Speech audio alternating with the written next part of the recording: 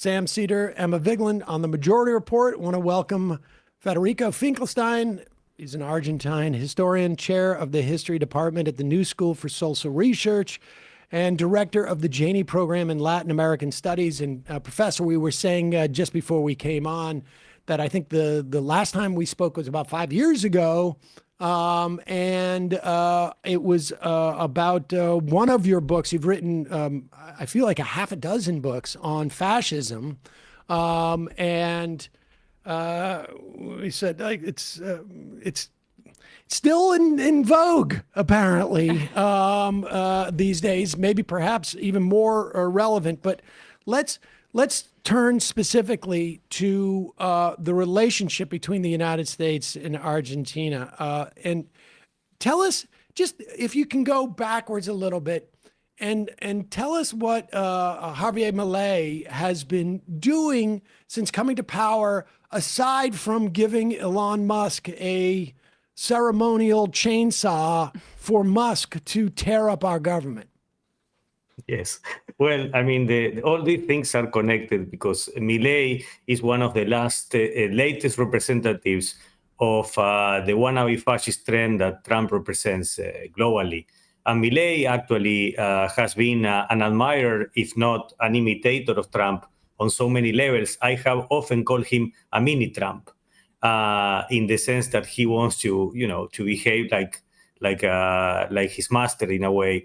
And yet he cannot for a variety of reasons, including the fact that Argentina is not as powerful as the US is. And let's talk about what his economic plans that he put. I mean, he's a like straight out of Mont Pelerin type of libertarian ideologue. Yes, I mean, he claims to be a libertarian, and yet in terms of the economic front, his policies seem to be a kind of very standard austerity measure kind of government. I mean, he has been, rather than, I mean, the freedom part of libertarianism, whatever that is, has been absent from Milei's economics, in terms of a lot of controls for currency control and many other things. That, of course, together with austerity measures, as we have seen here in the U.S. And so, what can you tell us about this bailout? Like, he has already received. I mean, I feel like as late as June in this country, I was seeing people sort of trumpet his economic policies as being sort of like the triumph of free market, neoliberal economic policies. And within weeks after that, he was getting a bailout of sorts from, I believe it was the IMF and the US. And now we're primed to provide $20 billion in swaps, which is essentially just like a backstop. Yes, it is very strange when one think about it. I mean, from the position of the U.S., a government that has been like that had made a point of not helping the world, like cutting U.S. aid and so on. Why helping this kind of mini Trump? So that's the first part of the answer. The first part of the answer is that ideologically, these individuals are pretty much connected. Now, on the other hand, Trump and his policies are very U.S.-centered, and even if they are allies, I mean, generally, like one should not presuppose that the U.S. will support a given ally, in a country like Argentina. And yet, this is what we are seeing. The context of that is that although these policies have been celebrated, poverty had increased, incredible levels of poverty and income inequality. And all that coupled with the kind of typical Trumpist policies of hatred. I mean, homophobia, misogyny, attacking the universities, and so on. Unlike the U.S., I mean, in Argentina, when people demonstrate in the street, I mean, the government receives the message. So they are not waiting for elections. And twice in the last year. Milei, for example, said an awful homophobic comment, and hundreds of thousands of Argentines protested in the streets. He kind of stopped on that one. Like more recently, he started a la Trump attacking universities, and hundreds of thousands of people in all Argentine cities like kind of gave the message that this was not okay. And on top of that, 1 month ago, there were provincial elections in the most important state, the California of Argentina, if you will. I will even say California plus Texas of Argentina, and he lost, like as Trump would say, bigly. And that meant that that basically he's approaching the midterm elections, which are very soon, in very dire straits. And in that context, is that Trump somehow imposing himself in the campaign, trying to show that the U.S. support this model. Now, my own guess is that beyond ideological, connections and affinities, the very fact that Milei Milei has made Argentina into one of the most, yes sir allies of the U.S. I mean, both in every sense that the U.S. is promoting, with Trump. And that also, is important for Trump to have a yes sir, like in one big country in the world, which is Argentina. What about U.S. based bondholders who have interests in Argentina, for whom these type of bailouts actually, like it's a backdoor bailout of U.S. based individuals? There's been some reporting that there's a U.S. billionaire that has important holdings there, and that when we are basically backstopping these Argentinian bonds, we're doing a bailout maybe for some of Trump's donors or friends or whatnot. Yes, I will not discount that possibility. And obviously, we saw a picture of a picture, that is to say, Mr. Besant reading a message from a member of his own government telling him that this is not good for U.S. farmers. So my point is, like, this will be, if that is the case, a typical example of Trump choosing, financial interest over the interest of, in this case, his own voters, or many of his own voters. How does cryptocurrency fit into this, given Javier Milei's obsession with crypto, personal investments in it? I mean, I would not be shocked if there are some shared business interests that we're not even fully abreast of in that particular area. I will not be shocked. I mean, I share with you the lack of surprise or potential surprise, because, I mean, what happened is, and this is a key reason why Milei lost. I would say that lost these provincial elections and maybe the next elections. Trump kind of confused this electoral cycle, because when he met with Milei in the UN, he kind of said that he supported Milei's presidential bid, which is going to happen if it happens a few years from now. But the point is that basically there was a big, I would say, I don't know if to say corruption scandal, but big suspicions of corruption when Milei, when he was the president, promoted in a tweet, or it was called then a tweet, a kind of crypto pyramid, like, Was that the Libra one? Yes. Yeah. So, and also there are like signs. I mean, there were internal communications. I mean, there was I think a $500,000 transfer after some communication with people close to Milei. I mean, and so on and so forth. And in addition to that, his sister, who is basically he called his sister the boss, and this is the person basically running many aspects of Milei's government, more than a kind of a cabinet chief or something like that. The sister somehow was also, people very close to Milei talking an audio about how she was receiving 2% of different contributions and so on. So, I mean, the point is that this is the anti-politics message that Milei promoted, and in a way was a big element in him coming to power. And many people, even voters, people that voted for him were really disappointed that this was just another example of government corruption, as it has been the case across the aisle in Argentina. So, I mean, this kind of anti-politics message, met with reality, and the realities of a really a typical politician who is very extreme, who represents Trumpism in Argentina, and no more than that. I just also want to say that his sister and his relationship is extremely weird, and he had to come out many times to say that they were not in a romantic relationship, which feels like, if you have to say it, I mean, there's some weirdness going on there. But like, I mean, the crypto and the state merging, I think, is something that we need to be on the lookout here in the United States. I mean, it's already happening, but like, how Milei paired that with his austerity agenda is, I think, important to understand, because, you know, when Elon Musk was running Doge, he went out at CPAC with Milei and Milei handed him the chainsaw, metaphorically handing over this agenda to the Trump administration and to Elon Musk. And so, like, I'm just wondering if you could give more detail on that, the crypto piece of that, and fitting in with the deregulation and the destruction of the state capacity in Argentina. Well, as you know, cryptocurrencies are great for avoiding, avoiding any type of control, and historically also they have been linked to crime and corruption.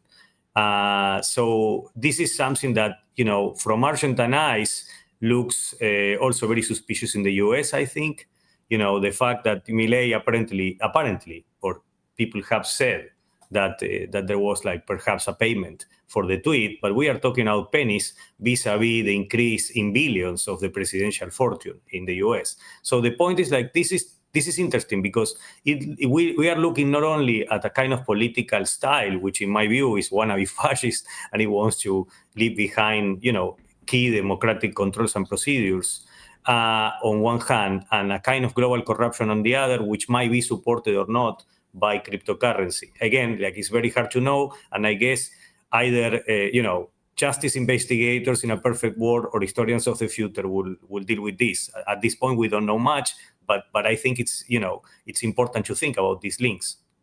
I want to just broaden out just a little bit, because you refer to Milei as a wannabe fascist. What's the part that makes him wannabe as opposed to fascist, and what can we learn from that in this country to help Trump be more wannabe in that sense? Yes, I think that's the key point, because, you know, being a wannabe fascist doesn't mean arriving at the fascist point, often because societies react, either by voting, by protesting, and also by asking for their own institutions to do and to play their role. I mean, like today, we are seeing like Trump's request for the military to participate in internal politics, including by mere acts of repression. And the question is, like, what happens in a democracy when people, including the military, do not follow the constitution and they follow the wannabe fascists? I mean, and fascism happens. Now, many times it doesn't happen because of things such as the ones we are doing right now, which is asking questions about power and being critical regarding what may be going on. Now, in Brazil, which is our neighbor, I mean, sorry, you asked me about Argentina. I would like to start with Brazil. In Brazil, which is our neighbor in Argentina, and they had a similar kind of mini Trump, which was, former President Bolsonaro. He also imitated Trump 1 year later. He lost the elections and he attempted a coup d'etat. And the difference between Brazil and the US is that, Bolsonaro has been put on trial and he now has been, he's a criminal and he has been convicted of those crimes of attempting to a coup d'etat. Now, the question is about Argentina and the US. In Argentina, they have seen Brazil. In the US, they don't seem to care, or even worse, Trump is like punishing Brazil for the separation of powers in their own democracy. And all these things are interconnected. And I think the question goes, in Argentina, it relates to a warning from Brazil, but also a kind of message from the US that everything goes. That, there can be incredible amounts of enrichment by those in power, incredible amounts of unconstitutional acts every single day, and nothing happens. So this is very much in the open. And here the US has an incredible, role to play in either sending a democratic message or an anti-democratic one. I mean, I know it goes that way, right? What does history show us about the relationship between a fascist or would-be fascist leader and the necessarily the disposition, but the material context of the population at large? So, following World War I, Germany was in a pretty dark place, particularly following the Treaty of Versailles, and they were put in a position where there was like sort of broad national humiliation and material deprivation. I get there's two parts of that relationship, right? There's the fascist and the fasci, I guess. What in a more modern context where you have, I think we definitely have a bunch of different strains of complaints by the American public that range from material deprivation to large segments feeling like they've lost social, they've had social deprivation loss, like no longer having a certain privilege. We're having to compete across a broader set of people, be they women, be they black or brown. What do we know about where the public sits in our context in the U.S. and what works from a fascist perspective or wannabe fascist perspective? Yes, well, fascists, I mean, they sell hatred, I mean, instead of goods or material improvements. This is the reason why many, almost more than a century ago, like German social democrats called, the proposal of fascism the socialism of the imbeciles, because basically they don't give you anything but hatred, a sense of superiority, and so on. And that goes so far. At some point, economic crisis and poverty kicks, and that is the reason why many people lament they have supported this kind of anti-democratic choices. And sometimes that takes time, and society suffers. So I cannot be extremely optimistic here. I mean, of course, we know that at least from my position, it's clear that people like Trump or Milei are not improving the living conditions of the majorities. So at some point that will kick in. But again, it often takes a lot of time, and sometimes we don't have that much time. I mean, the governor of California said, recently, by 28 we might not have an election, and I'm afraid to say is that the wannabe fascism it wants to become fascist, and maybe that will be the case. But it's hard to know, and it depends on all of us. I mean, to really make it clear that we don't agree with this. Well, to what extent does social science have a number as to the demand for hate? In other words, if they're selling hatred, right? I mean, everybody likes material improvement, but not everybody is really in the market for hatred to satisfy them, even in a short-term basis, right? And there's obviously close to half, if not half, based upon the 2024 election.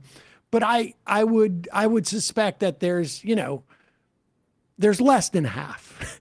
But the question is how much less than half, and also how much do you need to sustain it over the course of an extended period of time? Well, in that, Argentina might be an interesting case to answer the question, because we don't have this kind of anti-democratic institutions such as the Electoral College. We changed the constitution many years ago because, our constitution was very similar to the one in the US, but we don't have that anymore. And there were two rounds in the presidential election. In the first round, 30% voted for Milei, I guess, among those, homophobes and misogynistic people were clearly among those. And then to have the majority, another right-wing kind of center-right voted for him in the second round. Now, those are easy to peel off in a situation like that in Argentina.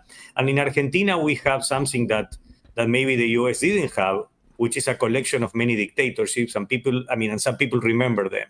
I was born, right before one of them, and people of my generation remember them. Now, the question is, people that are younger and they have always lived in democracy, and sometimes they don't realize what they have.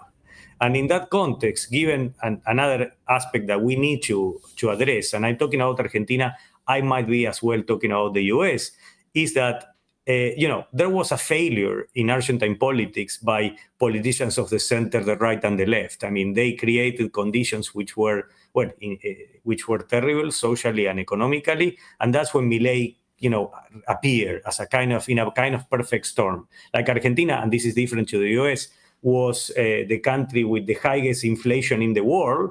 I mean, and on the center left, the economic minister was the candidate. So that was a kind of, in a way, easy, position for Milei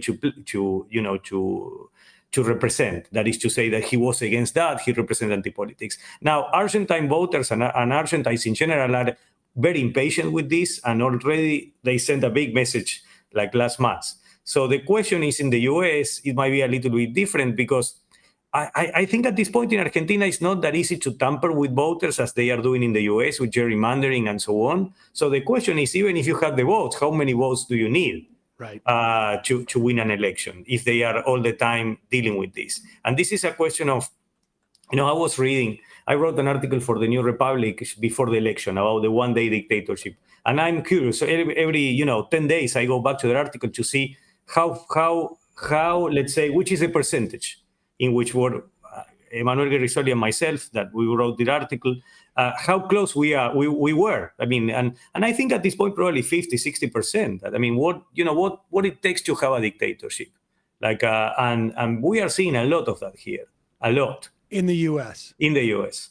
And ironically, in Argentina, less so. That because we might not have in Argentina strong institutions, but in Argentina, the popular, let's say, the political culture is that people do not stand by this mix of corruption and lies at this point. What is it that, I mean, because you said he went after gay people, and then hundreds of thousands show up, and he went after universities, and hundreds of thousands show up, and he backs off that because of, it doesn't, you have a limited amount of capital, whether it's with the military or politically, and you don't want to expend that on areas if you can find a separate one. Is that just a history? I mean, several 100,000 showing up, I would imagine, is like, the equivalent of 2 or 3 million in this country showing up about something, like mobilizing, relative to population size. Is that because there's and we don't get that really very often in any type of sustained way in this country? The Iraq War, maybe, during BLM, we had that, I think, was probably the closest we got to it. What is that a function of in your mind?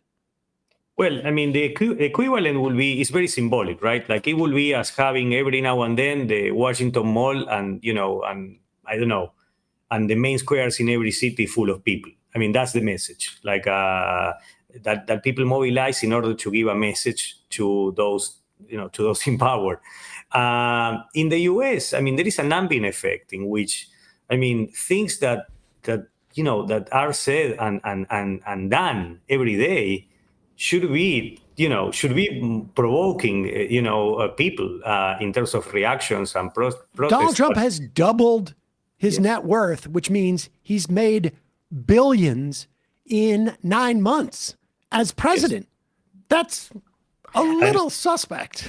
Yes.